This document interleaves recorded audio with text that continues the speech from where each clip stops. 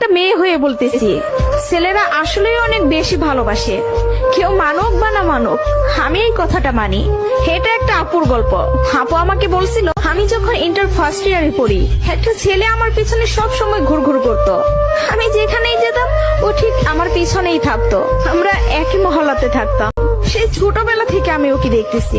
একটু জেদি, তবে কোনো মিথ্যা নেই ওর ভিতরে। ফলচাতুরি এসব কিছুই বুঝে না, আর অনেক চাপা স্বভাবের একজন মানুষ। কষ্ট হলেও মুখ থেকে কোনো কথা বের করে না। ওই যে একটা কথা আছে না, বুক ফাটে তো মুখ ফোটে না। এমনকি আমি যখন ওকে দাঁড় করাই বলতাম, কিছু বলবেন, ও বলতো না কিছু না। একদিন আমিও ওকে প্রপোজ করলাম আর বললাম, আপনাকে দিয়ে কিছু হবে না, আমি সারাটা জীবন আপনার সাথে থাকতে চাই, আপনার বউ হতে চাই আমি। কখনো দূরে সরাই দিবেন না তো? জীবনে যা কিছুই হয়ে যাক, আপনি আমার পাশে থাকবেন, কখনো আমাকে একা ফেলে যাবেন না। যদি এই ওয়াদা করতে পারি